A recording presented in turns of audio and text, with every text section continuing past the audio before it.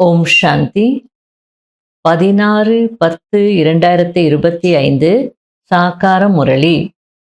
இன்று சிவ பகவான் கூறுகிறார், இனிமையான குழந்தைகளே, தனிமையில் அமர்ந்து நான் ஷரீரத்திலிருந்து தனிப்பட்ட ஆத்மா ஆவேன் என்ற அனுபவமாகும் வகையில் பயிற்சி செய்யுங்கள். இதற்கு தான் வாழ்ந்து கொண்டே இறப்பது என்று சொல்லப்படுகிறது. கேள்வி: ஏகாந்தம் என்பதின் அர்த்தம் என்ன? ஏகாந்தத்தில், அதாவது தனிமையில் அமர்ந்து நீங்கள் எந்த ஒரு அனுபவம் செய்ய வேண்டும்?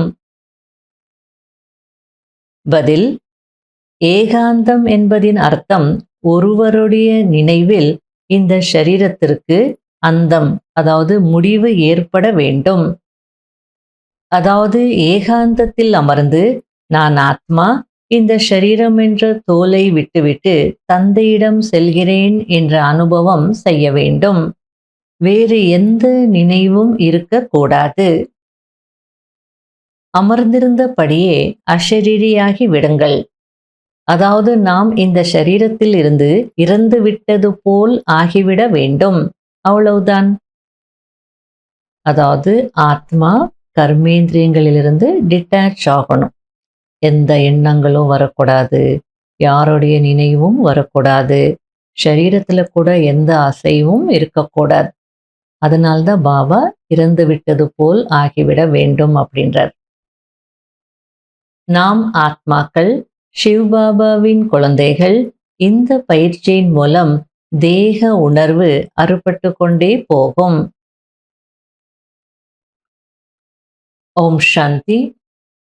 இனிமேலும் இனிமையான குழந்தைகளாகிய நீங்கள் இங்கு அமரும் போது தன்னை ஆத்மா என்று புரிந்து கொண்டு தந்தையை நினைவு செய்து கொண்டே இருங்கள். வேறு எங்குமே புத்தி செல்லக்கூடாது என்று குழந்தைகளுக்கு தந்தை முதலில் புரிய வைக்கிறார். நாம் ஆத்மாக்கள் என்பதை குழந்தைகளாகிய நீங்கள் அறிந்திருக்கிறீர்கள். பாகத்தை ஆத்மாதான் ஷரீரத்தின் மூலம் நடிக்கிறது. ஆத்மா அழியாதது, ஷரீரம் அழியக்கூடியது. எனவே குழந்தைகளாகிய நீங்கள் ஆத்மா அபிமானியாகி தந்தையின் நினைவில் இருக்க வேண்டும். தன்னை ஷரீரத்தில் இருந்து தனிப்பட்டவராக உணர வேண்டும். இந்த தேகத்தை மறந்து கொண்டே செல்லுங்கள். நீங்கள் சுதந்திரமான ஆத்மாக்கள். நீங்கள் ஒரு தந்தையை தவிர வேறு யாரையுமே நினைவு செய்யக்கூடாது. உயிருடன் இருக்கும் போதே மரணத்தின் நிலையில் இருக்க வேண்டும்.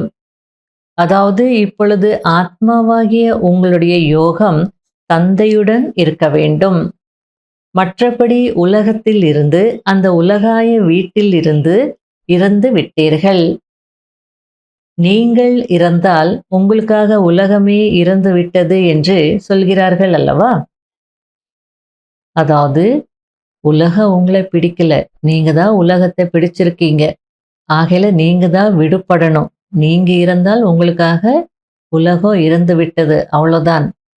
ஆகையால என்ன பண்றது, எனக்கு பந்தனம் இருக்கே அப்படியெல்லாம் சொல்லாமே விடுபடுறதுக்கு முயற்சி பண்ணுங்க அப்படின்றார். இப்பொழுது நீங்கள் வீட்டிற்கு செல்ல வேண்டும். பிறகு இந்த பழைய உலகத்தை ஏன் நினைக்க வேண்டும்? தனிமையில் அமர்ந்து இதுபோல் தனக்குத்தானே முயற்சி செய்ய வேண்டும். பக்தி மார்க்கத்தில் கூட ஒரு சிறு அறையில் அமர்ந்து மாலையை உருட்டுகிறார்கள், பூஜை செய்கிறார்கள். நீங்கள் கூட தனிமையில் அமர்ந்து இந்த முயற்சி செய்யுங்கள். அப்போது பழக்கம் ஏற்பட்டுவிடும். அதாவது என்னுடைய குழந்தைங்க அப்படின்னு சொல்லுவாங்க. யார் உங்களுடைய குழந்தைங்க? உங்க மூலமாக இந்த உலகத்துக்கு வந்தவங்க, அவ்வளோதான். அவங்க யாரும் உங்களுடையவங்க பர்மனெண்ட்டா ஆக முடியாது. ஆகையால இந்த ஞானத்தை புரிஞ்சுக்கிட்டு செய்ய வேண்டியதை செய்யணும், பார்த்துக்கணும், எல்லாம் செய்யணும். ஆனால் என்னுடையதுன்ற பற்று இருக்கக்கூடாது. அப்போதான் நம்ம வீட்டுக்கு போகிறதுக்கான முயற்சி செய்ய முடியும், பந்தனத்திலிருந்து விடுபட முடியும். அதிகாலையில் எழுந்து தனிமையில் அமர்ந்து இதுபோல் தன்னுடன் உரையாடிக் கொண்டே இருங்கள். சிந்தனை கடலை கடையுங்கள். தந்தையை நினைவு செய்யுங்கள். பாபா, நான் இப்போது இதோ உன்னுடைய உண்மையான மடிக்கு வந்துவிட்டேன். இது ஆன்மீக மடி என்று இதுபோல் தனக்குத்தானே பேசிக்கொள்ள வேண்டும். என்னை நினைவு செய்யுங்கள், மேலும் சக்கரத்தை நினைவு செய்யுங்கள் என்று தந்தை கூறுகிறார். சுயதர்ஷன சக்கரதாரியாக ஆக வேண்டும். தந்தையிடம்தான் சக்கரத்தின் முழு ஞானம் இருக்கிறதல்லவா? அவர் பிறகு உங்களுக்கு கொடுக்கிறார். உங்களை திரிகாலதர்ஷியாக ஆக்கிக் கொண்டிருக்கிறார். தந்தையும் பரம ஆத்மாவாக இருக்கிறார். அவருக்கு ஷரீரம் இல்லை. இப்பொழுது இந்த ஷரீரத்தில் அமர்ந்து உங்களுக்கு புரிய வைக்கிறார். அடுத்தது பாபா சந்நியாசிகள் எப்படிலாம் முயற்சி செய்கிறாங்கன்றது புரிய வச்சிட்டு இருக்கிறார். சந்நியாசிகள் கூட பிரம்மத்தின் நினைவில் அல்லது தத்துவத்தின் நினைவில் இருக்கிறார்கள். அந்த நினைவில் இருந்து இருந்து ஷரீர உணர்வு விடுபட்டு விடுகிறது. நாம் பிரம்மத்தில் கலந்துவிட வேண்டும், அவ்வளவுதான். இதுபோல் அமர்ந்து விடுகிறார்கள். தவத்தில் அமர்ந்தபடியே ஷரீரத்தை விட்டு விடுகிறார்கள். ஜீவ சமாதி அப்படிலாம் சொல்லுவாங்க இல்லையா? பக்தியிலோ மனிதர்கள் நிறைய கஷ்டப்படுகிறார்கள். ஞானத்தில் கஷ்டப்படுவதற்கான விஷயம் எதுவும் இல்லை. நினைவிலேயே இருக்க வேண்டும். கடைசியில் வேறு யாரும் நினைவிற்கு வரக்கூடாது. இல்லற விவகாரங்களில் இருக்க வேண்டி இருக்கிறது. மற்றபடி நேரத்தை ஒதுக்க வேண்டும். மாணவர்களுக்கு படிப்பில் ஆர்வம் இருக்கும் அல்லவா? அதுபோல நீங்களும் யாரு? காட்லி ஸ்டூடெண்ட்ஸ். குடும்பத்தில் இருந்தாலும் நீங்க காட்லி ஸ்டூடெண்ட்ஸ். ஆகையால படிப்பதற்கும் நேரத்தை ஒதுக்கணும் அப்படின்றார். மனிதர்களுக்கு தொழில் ஆகியவை பற்றிய கவலை இருக்கும் போது தூக்கம் கூட கலைந்துவிடும். இதுவும் கூட வியாபாரம் அல்லவா? தந்தை எவ்வளவு பெரிய தங்க வியாபாரியாக இருக்கிறார். எவ்வளவு பெரிய கொடுக்கல் வாங்கல் செய்கிறார். அதாவது தங்க வியாபாரத்துல பழைய நகை வாங்குறது, புதுசு கொடுக்கறது, இதெல்லாம் ரொம்ப சகஜமா நடக்கும். அது போல உங்ககிட்ட இருந்து பழைய விஷயங்கள் எல்லாம் வாங்கிட்டு உங்களுக்கு புதுசு கொடுக்குற அப்படின்னு சொல்லிட்டு இருக்கிறார். பழைய உடலை பெற்று புதியது கொடுக்கிறார். அனைவருக்கும் வழி கூறுகிறார். இந்த தொழிலையும் அவர் செய்கிறார். இந்த வியாபாரம் மிக பெரியது. வியாபாரிக்கு வியாபாரம் பற்றிய சிந்தனை தான் இருக்கும். எந்த அளவிற்கு நீங்கள் தந்தையின் நினைவில் இருப்பீர்களோ அந்த அளவிற்கு இயல்பாகவே தூக்கம் கலைந்துவிடும். சம்பாத்தியத்தில் ஆத்மாவிற்கு மிகவும் ஆனந்தம் ஏற்படும். அதாவது கடையில கஸ்டமர்ஸ் வந்துட்டே இருக்காங்க, வியாபாரம் நடந்துட்டே இருக்கு, வருமானம் வந்துகிட்டே இருக்கு அப்படின்னா யாராவது தூங்குவாங்களா? தூக்கம் தானா போயிடும், கலைஞ்சிடும். அதே நேரத்துல எவ்வளோ ஆனந்தமா வியாபாரம் செய்வாங்க, எவ்வளோ சந்தோஷமா செய்யறாங்க, கஷ்டப்பட்டெல்லாம் செய்ய மாட்டாங்க. அது போல இது கூட பெரிய வியாபாரமாக இருக்கு. பழசெல்லாம் பாபா வாங்கி புதுசு கொடுக்குறாரு அப்படின்னா எவ்வளோ பாபாவை நினைக்கணும். தானாகவே தூக்கம் கலைஞ்சிடணும், இயல்பாகவே கலைஞ்சிடணும். 3 மணி ஆகுதா, 3 மணி ஆகுதா, கஷ்டப்பட்டு எழுந்திருக்கணும் அப்படிலாம் முயற்சி பண்ணக்கூடாது. எனக்கு வருமானம் இருக்கு, நான் வருமானத்தை சேமிக்க போறேன், சம்பாதிக்க போறேன் அப்படின்னா ஆனந்தமாக இருக்கும் ஆத்மாவிற்கு. ஆகையால பாபாவுடைய நினைவுல இருக்கிறதுக்கு நல்ல முயற்சி செய்யுங்க அப்படின்றார். மனிதர்கள் செல்வந்தர்களாக ஆகுவதற்கான முயற்சி செய்கிறார்கள். நீங்கள் கூட தந்தையை நினைவு செய்தீர்கள் என்றால் பாவ கர்மங்கள் அழியும், பலம் கிடைக்கும். நினைவு யாத்திரையில் இருக்கவில்லை என்றால் நிறைய நஷ்டம் ஏற்பட்டுவிடும். ஏனென்றால் தலைமீது பாவங்களின் சுமை நிறைய இருக்கிறது. இப்பொழுது சேமிப்பு செய்ய வேண்டும். ஒருவரை நினைவு செய்ய வேண்டும், மேலும் திரிகாலதர்ஷி ஆக வேண்டும். இந்த அழியாத செல்வத்தை அரைக்கல்பத்திற்காக சேமிக்க வேண்டும். இது மிகவும் மதிப்பு வாய்ந்ததாகும்.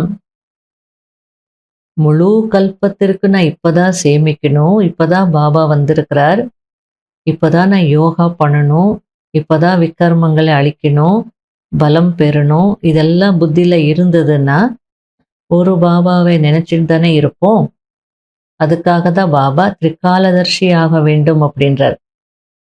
3 காலங்களுடைய ஞானம் புத்தியில இருந்தால்தான் இது அழியாத செல்வம், அரை கல்பத்திற்கு என்ன முழு கல்பத்திற்கு நம்ம சேமிக்கணுன்ற அந்த சிந்தனை இருக்கும். எவ்வளவு முடியுமோ அவ்வளவு தனக்காக சம்பாதிக்க வேண்டும் என்று பாபா கூறுகிறார். இதுதான் வேலைக்கு உதவும். தனிமையில் அமர்ந்து தந்தையை நினைவு செய்ய வேண்டும். நேரம் இருக்கிறது என்றால் சேவை கூட கோவில்களுக்கு சென்று நிறைய செய்ய முடியும். பேட்ஜ் அவசியம் அணிந்திருக்க வேண்டும். அப்போது இவர்கள் ஆன்மீக மிலிட்ரி என்று அனைவரும் புரிந்து கொண்டு விடுவார்கள்.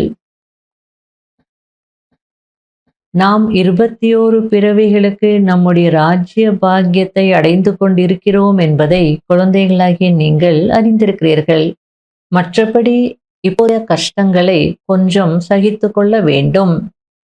குஷி போன்ற டானிக் வேறெதுவும் இல்லை என்று சொல்லப்படுகிறது.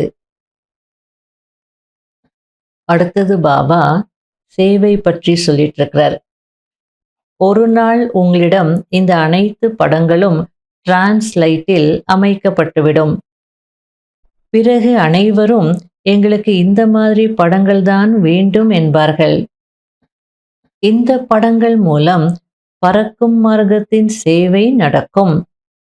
ஃபாஸ்டா சேவை நடக்கும். நிறைய பேர் வருவார்கள். பிறகு உங்களுக்கு ஓய்வே இருக்காது. மிகுந்த குஷி ஏற்படும். நாளுக்கு நாள் உங்களுடைய சக்தி அதிகரித்து கொண்டே போகும். நாடகப்படி யார் மலராக கூடியவர்களோ அவர்களுக்கு டச் ஆகும். மற்றபடி பாபா இவருடைய புத்தியை டச் செய்யுங்கள் என்று நீங்க சொல்ல வேண்டியதில்லை. பாபா டச் செய்வாரா என்ன? உரிய நேரத்தில் தானாகவே டச் ஆகும். பாபா டச் பண்ணார் அப்படின்னா எல்லாரையும் டச் பண்ணிடணும், அப்புறம் எல்லாரும் தேவதைகள் ஆயிடுவாங்க. அதனால நான் ஞானம் சொல்றேன், வழி காட்டுறேன். யாருக்கு பார்ட் இருக்கோ அவங்க வருவாங்க, அவங்களுக்கு டச் ஆகும், முயற்சி செய்வாங்க. ஆகையில பாபா இவருடைய புத்தியை டச் பண்ணுங்க, இவங்க ஞானத்துல வரட்டும் அப்படியெல்லாம் நீங்க சொல்லக்கூடாது அப்படின்றார். சுபபாவனை வைங்க, இவங்க கூட ஞானத்துக்கு வரணும்னு சொல்லி. அவங்க பார்ட் எப்போ இருக்கோ அப்போ வருவாங்க. நல்லது.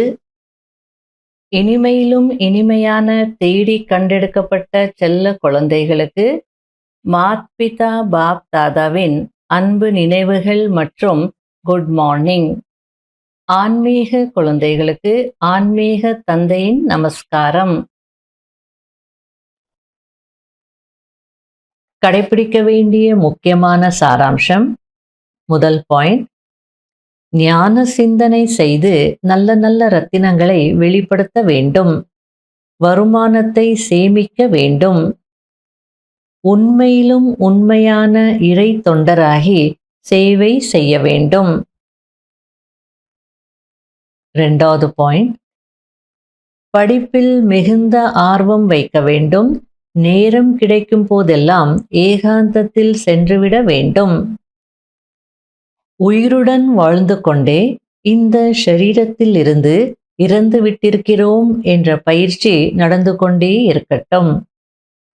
இந்த நிலையின் அனுபவம் ஏற்பட்டு கொண்டே இருக்கட்டும். தேக உணர்வும் மறந்துவிட வேண்டும். அதாவது ஆர்ட் ஆஃப் டிட்டாச்மெண்ட் அப்படின்னு சொல்லுவாங்க. நம்முடைய ஞான மார்க்கத்திற்கு இது மிக மிக அவசியம். ஞான மார்க்கத்துல முன்னேறணும், யோகத்தினுடைய அனுபவங்கள் செய்யணும், அஷரீரி ஆகணும்னா முதல்ல டிட்டாச் ஆகணும், விடுபடணும், அல்லது பற்றற்றவர் ஆகணும், அல்லது சாட்சியாக இருக்க பழகிக்கணும்.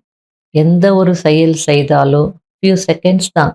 ஒரு பற்றற்ற பார்வையாளராகி பார்த்துட்டு அதுக்கப்புறம் அந்த செயலை செய்யணும். அப்போ ஆட்டோமேட்டிக்கா உங்களால டிட்டாச் ஆக முடியும். அப்போ பாபா சொல்றான், இந்த அனுபவங்கள் எல்லாம் நமக்கு ஏற்படும். நம்ம எந்த காரியம் செய்தாலும் ஒரு செகண்ட் டிட்டாச் ஆகி, நான் ஆத்மா இந்த கைகள் மூலமா இந்த காரியத்தை செய்துட்டு இருக்கிறேன் அப்படின்னு அந்த பயிற்சி இருந்தது அப்படின்னா, இது போல வாழ்ந்து கொண்டிருந்தாலும் இருந்து விட்டிருக்கிறோம் என்ற அனுபவம் நமக்கு கிடைக்கும். இது உட்கார்ந்து செய்யற பயிற்சி மட்டும் இல்லை, இதற்கு முன்னேற்பாடுகள் கண்டிப்பா இருக்கணும். அதெல்லாம் இருந்தால்தான் இந்த நிலையை அனுபவம் செய்ய முடியும். ஆகையால இன்று ஒரு நாள் அந்த பயிற்சி செய்து பாருங்க. யாராவது ஏதோ பேசிட்டு இருக்காங்க, ஒரு செகண்ட் சாட்சியா இந்த ஆத்மா இப்படி எல்லாம் பேசிட்டு இருக்கே அப்படின்னு பாருங்க. சமைச்சிட்டு இருக்கீங்களா, ஒரு செகண்ட் நான் ஆத்மா சமைச்சிட்டு இருக்கிறேன் அப்படின்னு உணர்ந்து அதுக்கப்புறம் எப்பயும் போல சமையுங்க. ஃபோன்ல பேசுறீங்களா, நான் ஆத்மா இப்போ அந்த ஆத்மாவோட பேசிட்டு இருக்கேன்னு ஒரு செகண்ட் அந்த ஞாபகத்தை கொண்டு வாங்க. இதுக்கு தான் பேரு ஆர்ட் ஆஃப் டிட்டாச்மெண்ட். செய்துட்டு இருக்கீங்க, ஆனா அந்த இடத்துல பற்று இல்லை, சாட்சியாக இருந்து பற்றற்ற பார்வையாளராக இருந்து செய்றீங்க. இது மிக மிக அவசியம். வரதானம்: தங்களுடைய மூல சம்ஸ்காரங்களை மாற்றம் செய்வதின் மூலம் உலகத்தையே மாற்றக்கூடிய உதாரண ஸ்வரூபம் ஆகுங்கள். ஒவ்வொருவருக்குள்ளும் தன்னுடைய மூல சம்ஸ்காரங்கள் என்ன இருக்கிறதோ, எதை நீங்கள் நேச்சர் அல்லது இயல்பு என்று சொல்கிறீர்களோ, எது காலப்போக்கில் முன்னேறி செல்வதில் தடையை போடுகிறதோ, அந்த மூல சம்ஸ்காரங்களை மாற்றம் செய்யக்கூடிய உதாரண ஸ்வரூபம் ஆகுங்கள். அப்போது முழு உலகமும் மாறிவிடும். எந்த அளவிற்கு உங்களுடைய மாற்றம் இருக்க வேண்டும் என்றால், உங்களை பார்த்து யாரும் இவர்களிடம் ஆரம்பத்திலிருந்தே இந்த சம்ஸ்காரம் இருந்தது என்று இதுபோல் வர்ணனை செய்யக்கூடாது. எப்பொழுது சதவிகிதத்தின் அளவிலோ அல்லது அம்ச மாத்திரத்திலோ சம்ஸ்காரம் தென்படவில்லையோ, வர்ணனை செய்யப்படவில்லையோ, அப்பொழுதுதான் சம்பூர்ண மாற்றத்திற்கான உதாரண ஸ்வரூபம் என்று அழைக்கப்படுவீர்கள். ஸ்லோகன்: இப்பொழுது முயற்சியான காலம் கடந்துவிட்டது. எனவே மனதார உறுதிமொழி எடுத்து வாழ்க்கையை மாற்றம் செய்யுங்கள். அவ்வியக்த சமிகை: எப்பொழுது அறிவியல் நடைமுறையில், அதாவது பயன்பாட்டில் வருகிறதோ, அப்பொழுது அறிவியல் நல்ல காரியம் செய்கிறது என்று புரிந்து கொள்கிறார்கள். அதாவது சயின்ஸ் அப்ளை பண்ணும் போதா டெக்னாலஜி ஆகும். அது டெக்னாலஜி ஆகும் போதா நல்ல காரியம் செய்யறதுன்னு எல்லாரும் புரிஞ்சுக்கிறாங்க. அதே போல் சைலன்ஸ் சக்தியை பயன்பாட்டில் கொண்டு வாருங்கள். அதற்காக மன ஒருமைப்பாட்டின் பயிற்சியை அதிகரியுங்கள். மன ஒருமைப்பாட்டிற்கான மூல ஆதாரம் மனதின் கட்டுப்படுத்தும் சக்தி ஆகும். இதன் மூலம் மனோபலம் அதிகரிக்கும். இதற்காக தனிமையில் இருக்கக்கூடியவராக ஆகுங்கள். ஏகாந்தவாசியாக ஆகுங்கள். ஓம் சாந்தி.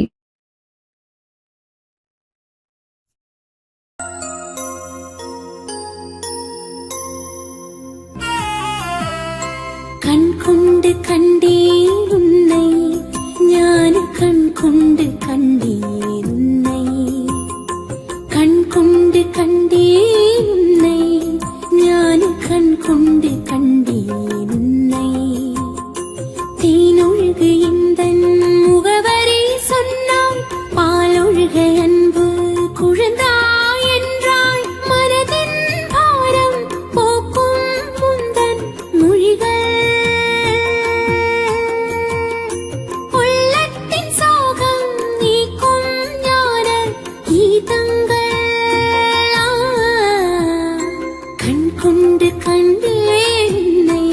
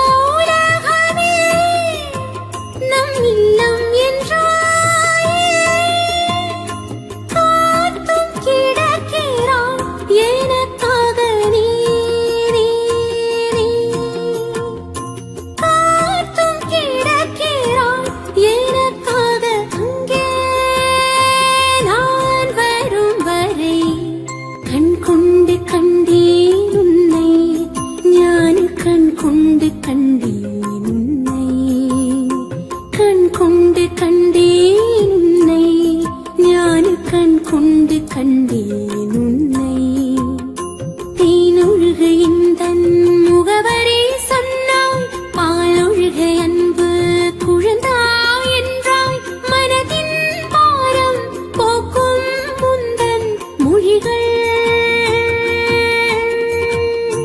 உள்ளத்தின் சோகம் நீக்கும் ஞான கீதங்கள் கண் கொண்டு கண்டே